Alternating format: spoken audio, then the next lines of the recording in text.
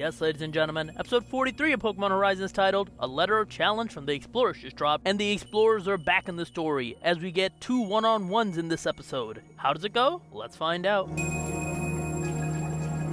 This is mainly a setup episode to lead to the next 2 episodes, which is going to be the climax to this current arc. After our heroes were done with the beach, they were grabbing things they need for their trip, food, things like that, and we learn about a sweet shop that sells sweets that looks like Wigletts. However, they're exclusive, they only sell 30 of them. Luckily, our heroes get them by helping out the shopkeeper who threw out his bag, so they didn't have to wait in line. However, someone who isn't so lucky is Coral of the Explorers. She happens to be the 31st person in line, so she doesn't get any sweets. Then, when she learns that our heroes got one without even having to wait in line, she gets upset. She challenges them with a letter and then gets upset with Liko when Liko is willing to give her one because she opened the rare item. She is crazy. This leads to 2 one-on-one battles, with Coral taking on Roy and Sidian taking on Liko. The battle itself is really well animated and has a nice flow. Our heroes start off on a disadvantage, then we get bits of hope where it seems like they're gonna win, but then the villains counterattack again. We even get to see a power-up moment for Liko as Overgrow activates for her Sprigatito and her attacks seem to be way more powerful. Roy's then able to use Stomping Tantrum to send Coral's Glalie flying. However, before the one-on-one battle can turn into a 2-on-2, Sidian gets a phone call from HQ. They're about to go summon and try to capture the Rayquaza. Coral tells our heroes as such, but she wants to continue fighting. However, Sidian knows what he needs to do, so he has Aerodactyl carry Coral away as they head back to their base. With this information now armed, they let Freed know, and the episode ends with Freed deciding to check out the island where the explorers are in, where they spotted the suspicious tower in the last episode in the photo, and it seems like a major battle is coming next. Like I said earlier, this episode's a nice setup to the climax that's going to be coming up. The main focus of this episode was really twofold: give some personality to the members of the Explorer, and give some nice eye candy battle leading to the climax of this arc. In the personality front, Coral didn't need any help with it, but Sidian, speaking politely to Liko, tells us a bit more about his character.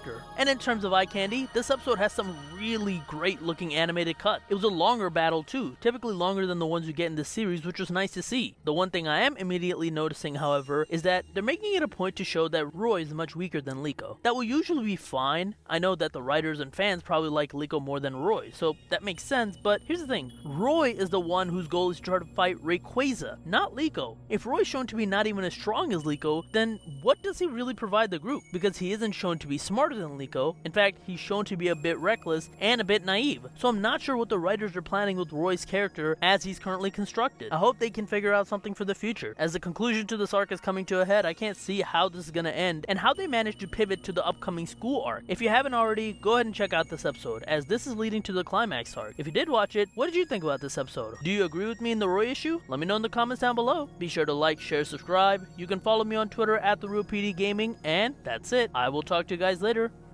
Peace.